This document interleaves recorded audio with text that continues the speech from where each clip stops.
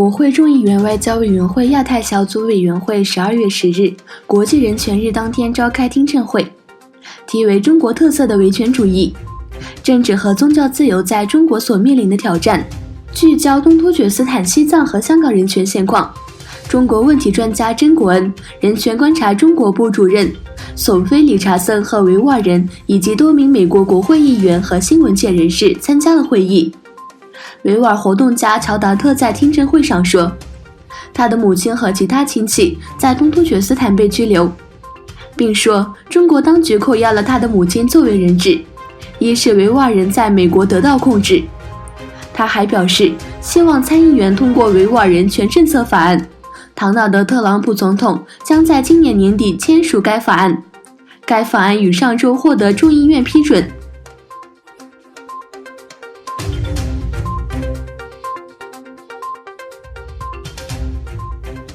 土耳其幸福党主席卡拉摩拉奥鲁表示，穆斯林国家应该对中国商品进行抵制。在幸福党总部举行的记者会上讨论议程时，卡拉摩拉奥鲁批评政府并提醒注意东突厥斯坦发生的人权灾难。卡拉摩拉奥鲁表示，中国对穆斯林表现出残酷的态度，我们希望只要这一迫害继续存在，就将在所有伊斯兰国家和土耳其对中国商品进行严重抵制。我们不必买中国货。他说，在这个问题上展开认真的运动是有益的。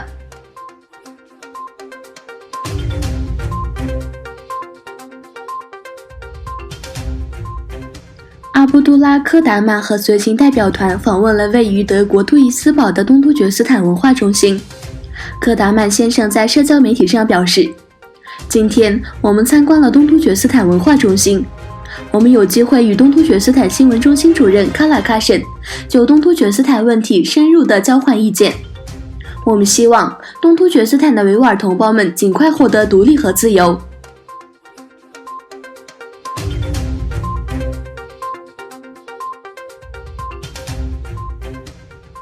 据记者维权组织调查统计，全球至少有200多名记者袭狱，中国就有48名记者在狱中，是世界上关押记者人数最多的国家。据总部在纽约的保护记者委员会周三公布的年度报告，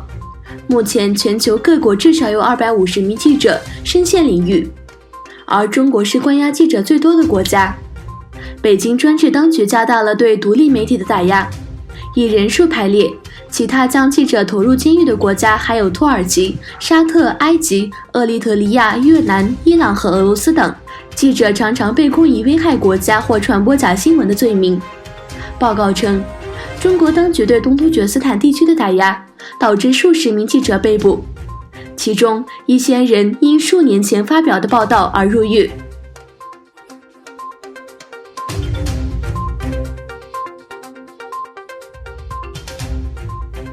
缅甸政府实际领导人昂山素季在海牙国际法庭出庭，否认有关缅甸军队对罗兴亚人种族屠杀的指控。他辩护称，军队是在打击武装叛乱。在海牙的联合国法庭上，昂山素季对有关缅甸的穆斯林少数族群罗兴亚人遭种族屠杀的指控提出质疑。西非国家冈比亚向联合国法庭控告了缅甸。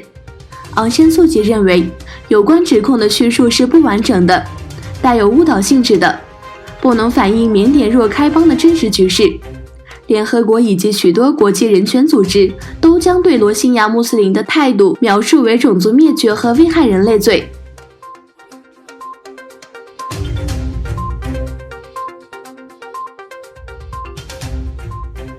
美国参议员外交关系委员会通过了一项制裁土耳其的法案。土耳其团购买俄罗斯 S-400 防空系统和在叙利亚东北部的军事行动受到美方批评。该法案将施加特朗普总统要求加强对安卡拉的立场。土耳其外交部长查乌什奥路在土耳其电视台的节目中表示，我们将评估美国对土耳其实施制裁的可能性大小，并根据最终评估结果采取准备措施，以应对可能会发生的情况。查乌什奥路强调，土方不排除可能会关闭英吉利克和库雷吉克基地的可能性。